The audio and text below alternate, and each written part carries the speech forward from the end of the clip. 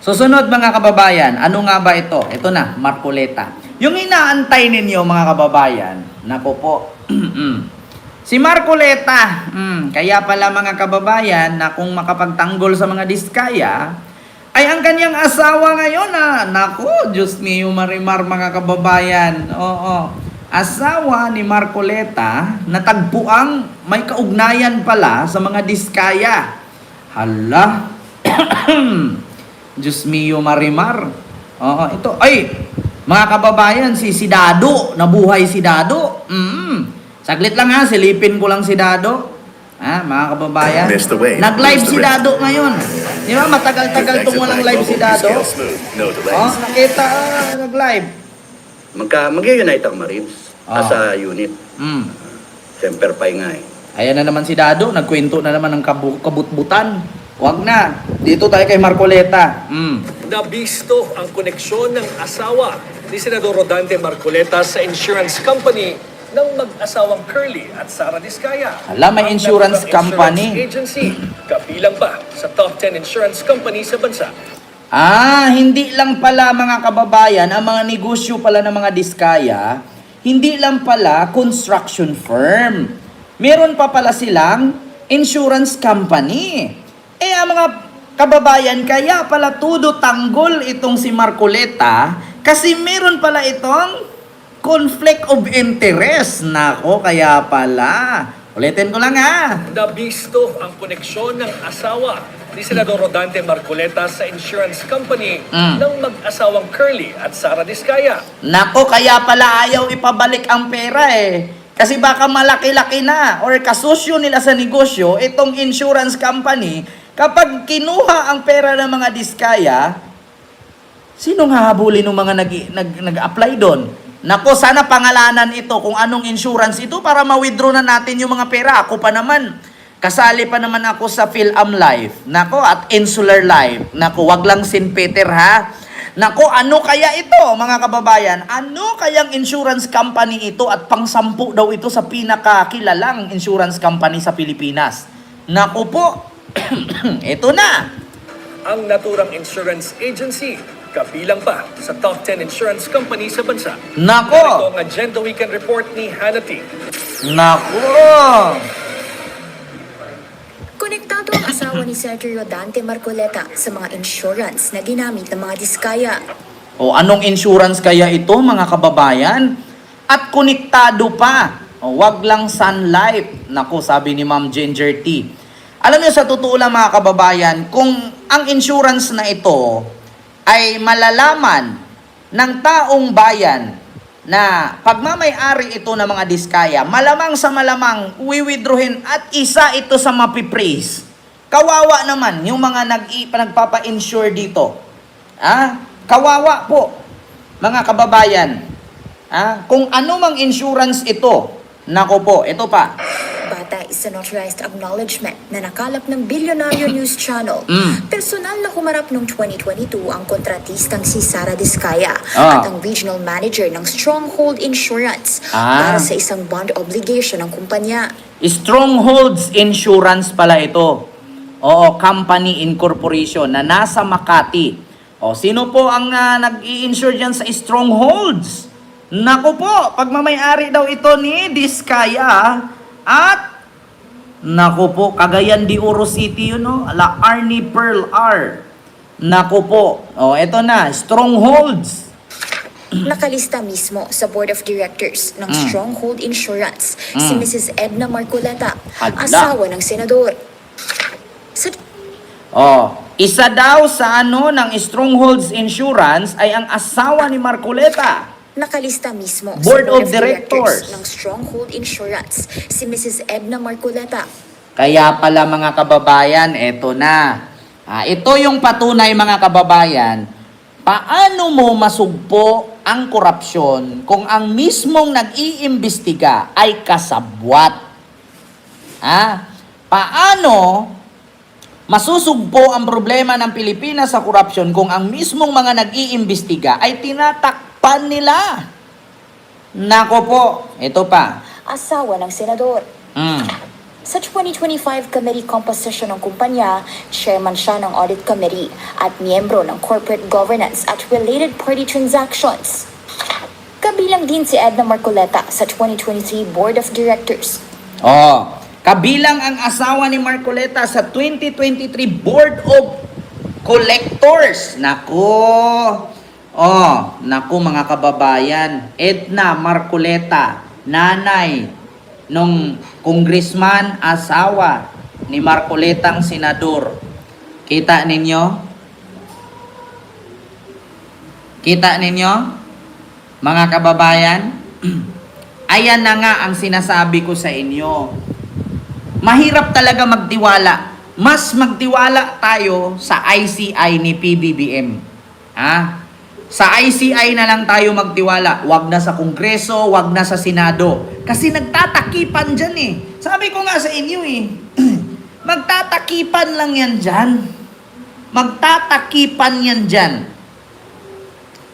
Alam mo, sa totoo lang, Senador Marcoleta, mag-resign ka na. Mag-resign ka na, Senador Marcoleta.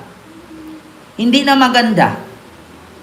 Wala na, kahit tumakbo kang mayor, hindi ka na mananalo sa inyo. Mag-resign ka na. Yung mga kapwa mo INC, yung 100% na tiwala nila sa'yo, magiging 50 na lang. Hindi mo na to kailangan, hindi mo to matapalan yung kahihiyan dito sa balitang ito. Yung pagkadawit ng asawa mo sa mga diskaya wala talaga, sa totoo lang, zero na. Ako na nagsabi sa inyo, wala nang credibility, wala na. Yung credibility, yung tiwala, yung trust. Sa LTO yan, dikit idol, third party insurance para sa mga sasakyan. Hala, iba kakasali ako dito. Hindi ko kasi alam yung insurance ko. Naku, nandun pa naman sa sa loob. Baka Strongholds Insurance. Ito ba yung may logong kulay green? Yung kulay green parang sa SAC? Sa SEC?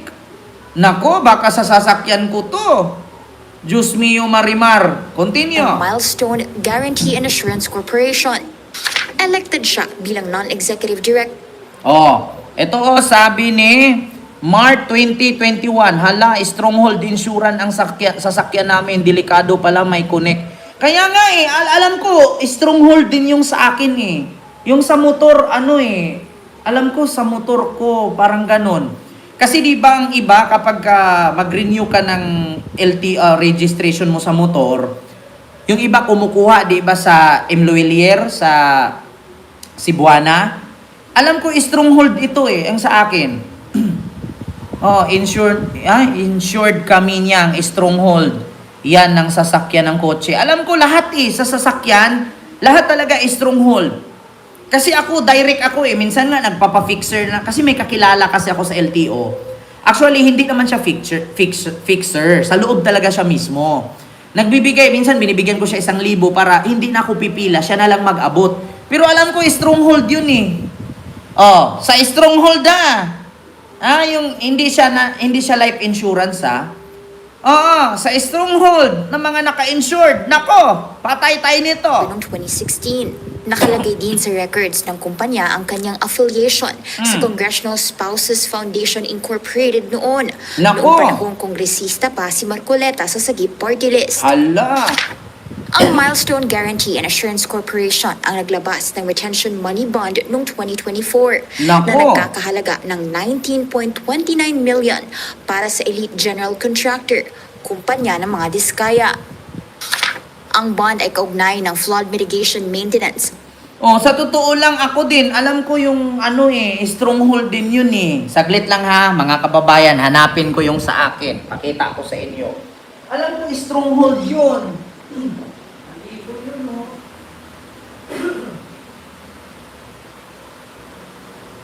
Alam ko Stronghold yung aking insurance dito. Hala, delikado ito. Ay, Diyos mio Marimar. Naku, ito, LTO to Malaki na kasi ang ngayon ng LTO, mga kababayan. Yung kakabagong ko lang dito Ala, Diyos mio Marimar, department, ayan. Ala, Diyos mio.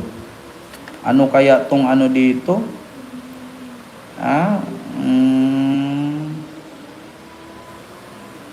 Hindi ko alam kung saan makikita dito mga kababayan kasi dalawa lang ibinigay sa akin eh. Dalawa lang binigay sa akin. Ayun, malaki na kasi yung ano ng LTO.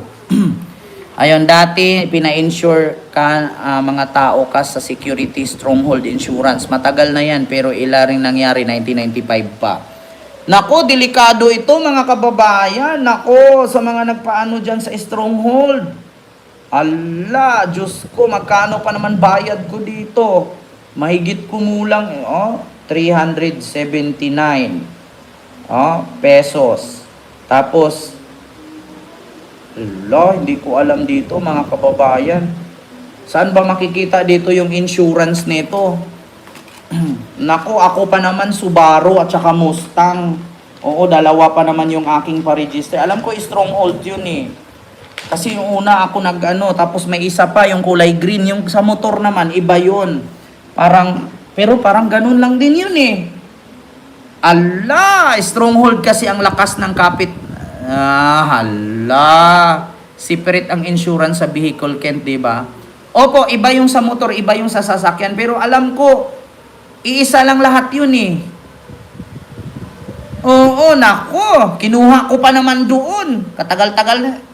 Ay, Diyos ko. Construction ng road dike sa mag-asawang Tubig River, Sitio Dique, sa Nauhan Oriental, Mindoro, Ayun. na may kabuang halaga ng 192.9 million. Nako.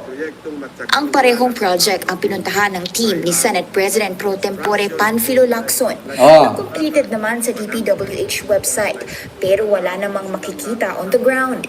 Nasaan ang halos 193 million na pondo sa Sitio Dique noong 2024? Eksaktong lokasyon na aming pinuntahan sapagkat consistent ito sa coordinates na nakalathala sa DPWH at sa sumbong sa Pangulo website.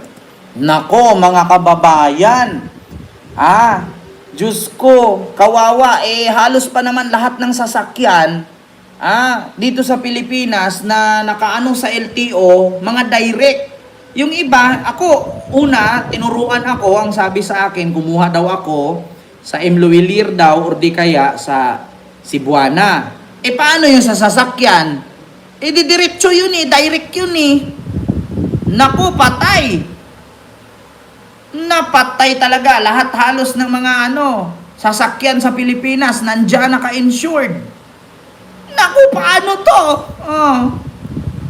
Paano yan? Kaya pala malakas sa LTO ang mga diskaya. Malakas Tignan mo ba naman ilang sasakyan ang nakuha nila? 80.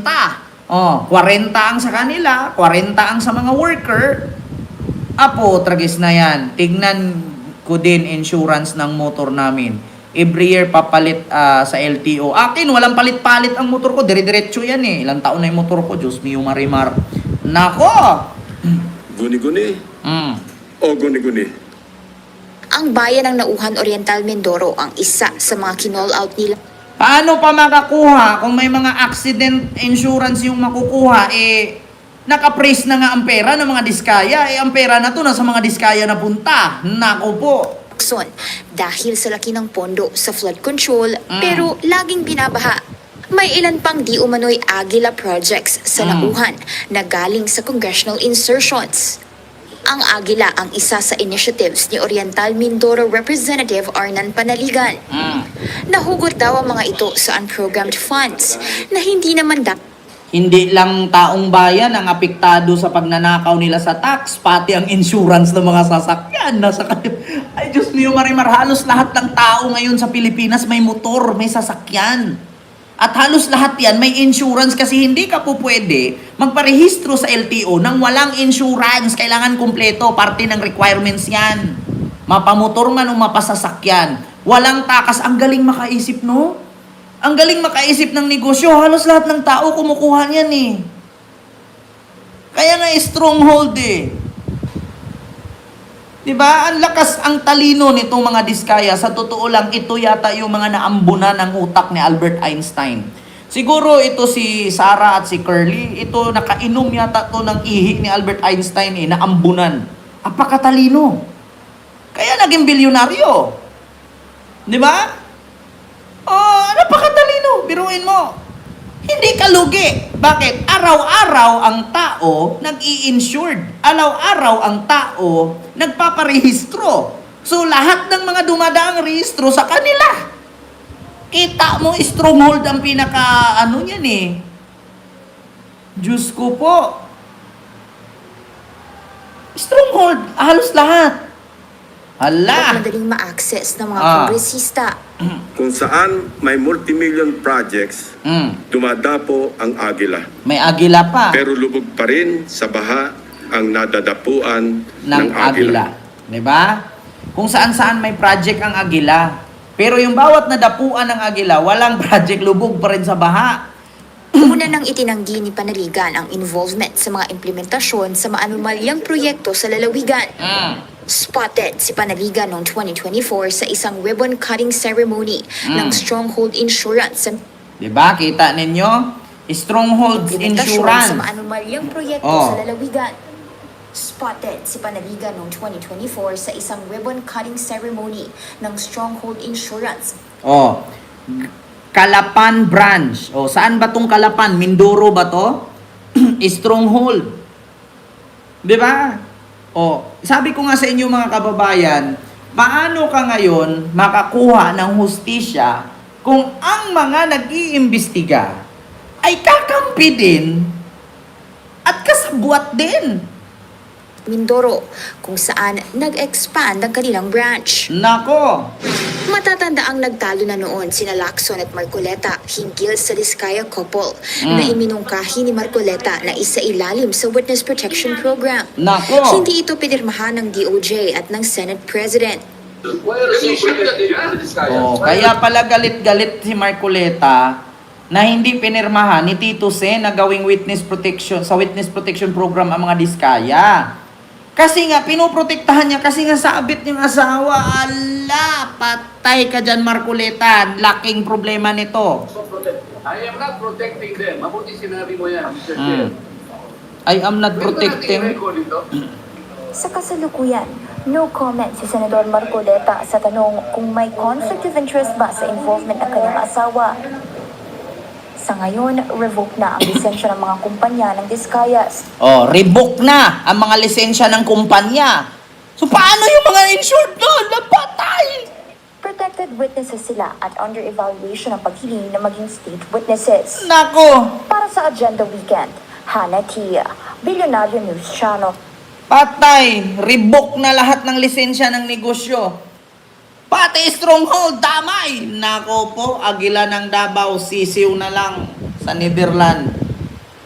Ayan na nga, kaya pala,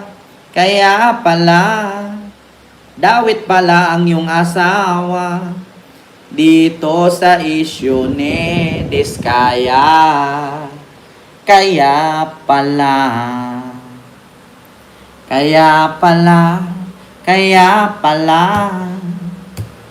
damay-damay na ang asawa, kaya gustong gawing witness protection program ang Diskaya.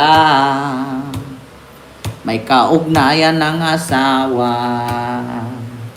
Kaya pala. Ano kaya itsura ng asawa ni Marcoleta? Nagtatanong lang. Huwag kayo tumawa ha, nagtatanong lang. Ano kaya hitsura ng asawa ni Marcoleta? I-search ko nga mga kababayan. Edna Marcoleta. May bangs din. May bangs din pala. Pwede nyo naman i-search. Oo. May bangs din pala. Kamukha, may pagkahawig siya sa asawa ni Duterte. Kahawig niya si Elizabeth Shimerman. Oo. Uy, wag kayo mga wag yung i-bash. Kawawa naman si nanay. Pero may kahawig nga siya talaga ng Nako, mga kababayan. Kaya pala Kaya pala, kinampihan mo ang mga diskaya dito sa usapin ng pera. May kaugnayan pala. Patay kang bata ka. Oo. Nako. Yun na nga, mga kababayan. Diyos ko, Marcoleta, ako sa'yo mag-resign ka na.